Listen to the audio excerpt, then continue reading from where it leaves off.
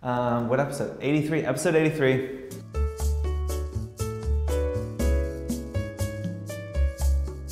Birthday edition. It was Fohr birthday yesterday. We turned 5. I know I look terrible for a 5-year-old. But if you guys missed it on Insta Stories, well, I'm actually I'll put my Fohr like 5th birthday Insta story in my highlight, because I did give like a bit of a story about how we got started and a lot of the like ups and downs and some like photos throughout the history of the company. So if you're interested in the history of the company, how we started it, the time that we had negative $13,000 in our bank account, you can go to my Instagram and check out my highlighted story on that, and you can check it out. I got a lot of DMs about it. People found it interesting, so maybe you will too. But 5 years, it goes incredibly fast, but super stoked for the next 5 and to continue Drink with James, which 83 episodes in is still chugging along. I am going to the Great White North next week. I'm going up to Lake Placid with my family. We go every year. For those of you who don't know Lake Placid, it's not the Lake Placid from the movie with the alligators. It is in upstate New York. It's beautiful, but it is one of the coldest places on God's green earth. I believe it was like negative 24 there tonight. So I'm going to be very bundled up, hopefully by the fire with a whiskey and a cigar. So life should be okay for me next week, but then I promise I'm not traveling. I was in the Caymans, I'm going to Lake Placid, and then I'm done. I'm not traveling the rest of the year. I'm just going to stay put and work. You guys know I used to be a photographer for J. Lindeberg, and they make like insanely expensive, beautiful ski clothes. And so I have 3 full sets of of ski looks from J. Lindeberg, and I wear them quite well. So I am totally prepared. I'm ready to go. I'm feeling good. And we're gonna roll into the questions here.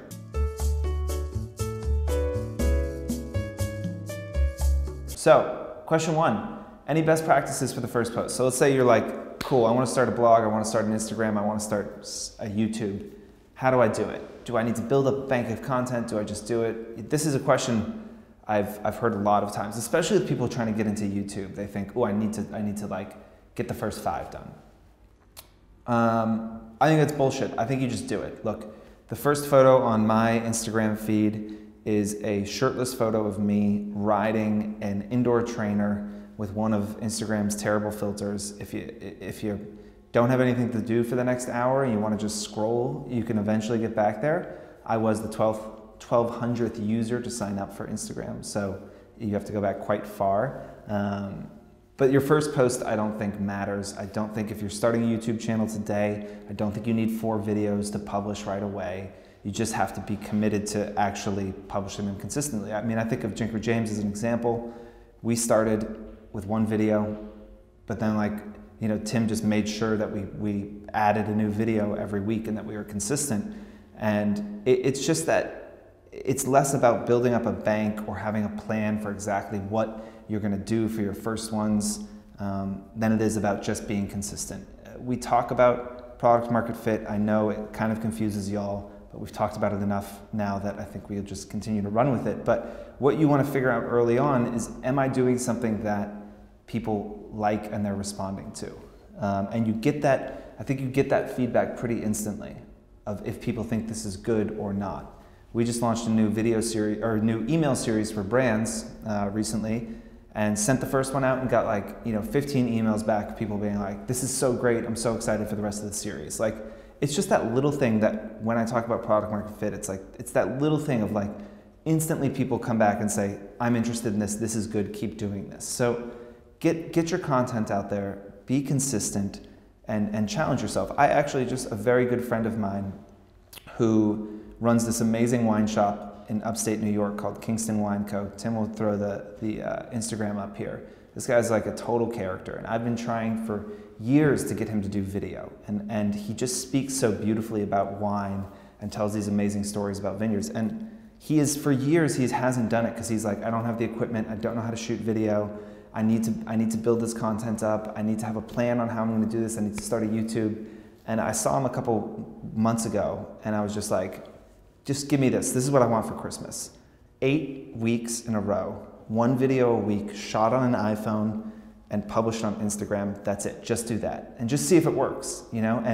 And the first video he did got like 40 comments. Everyone loved it. They're like, more videos, do this again. You don't need good equipment. You don't need a new channel. You don't need a real plan.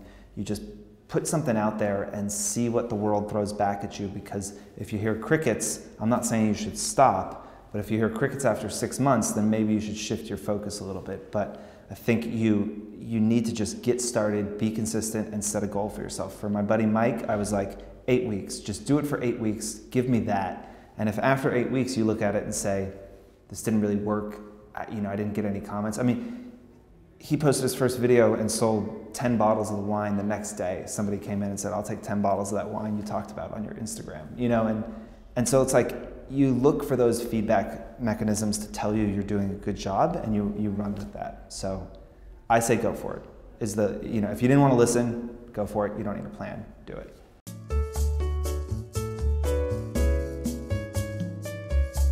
Next question, I'm excited about answering. Is it necessary to attend New York Fashion Week? Let me talk about Fashion Week in general. Fashion Week is in its death spiral, I think. I do not think that Fashion Week will really exist in a way that looks like today 10 years from now. I don't think Fashion Week makes sense. I don't think it serves any real purpose. It used to be a place where editors and buyers would come to look at the new collections. It has become a place for brands to market their collections, get a bunch of impressions, get a lot of buzz out. As Fashion Week shifts from being like a business opportunity to like place orders with buyers into more of a marketing opportunity, it just won't make sense for brands to compete with hundreds of other people within a couple days for your attention anymore. And big brands will start to move outside of Fashion Week, knowing that they can pull the talent, the influencers, the editors in that they need, and they don't need to have it inside the constraints of this week.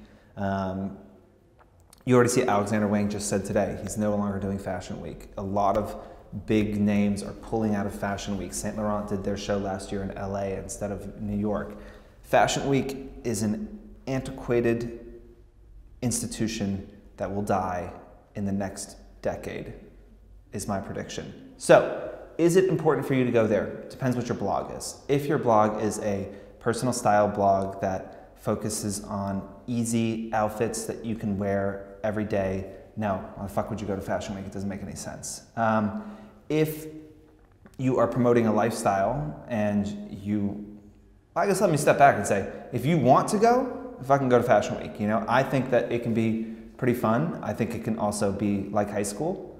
I think it breeds a lot of insecurity in people because am I sitting first row or third row? Did this blogger want to walk out with me? Did I get street style? Did I get onto the Harper's Bazaar slideshow? That doesn't fucking matter. Does it have any real impact on your business? No. There are opportunities for influencers during Fashion Week.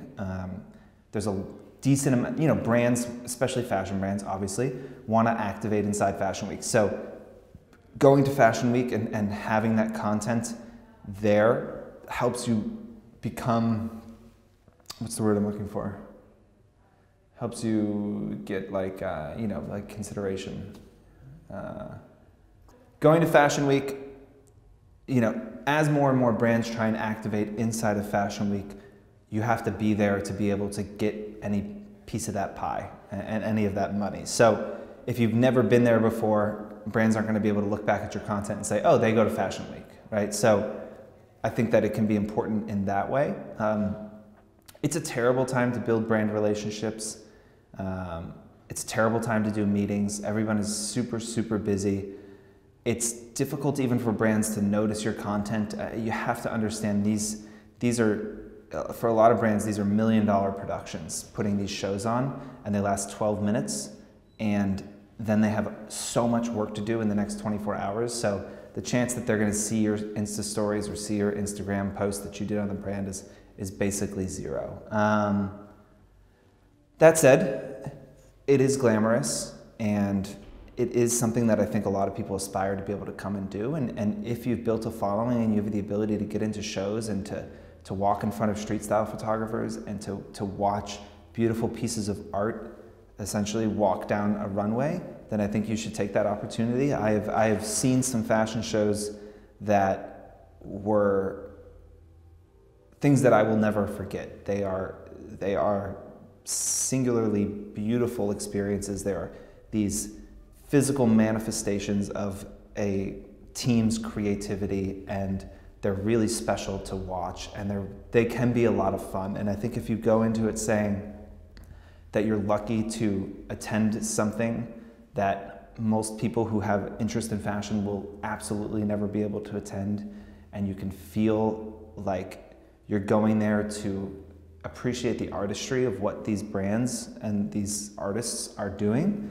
then it can be a really fulfilling, rewarding experience. If you're refreshing Vogue.com's street style slideshow every 2 minutes and throwing a hissy fit because you didn't make the slideshow, and maybe you didn't walk out with the right person or whatever it is, and it's just, you're not gonna enjoy it. You're gonna feel bad about yourself, and it won't be worth it. So for what it's worth, I don't know if that answers your question, but there you go.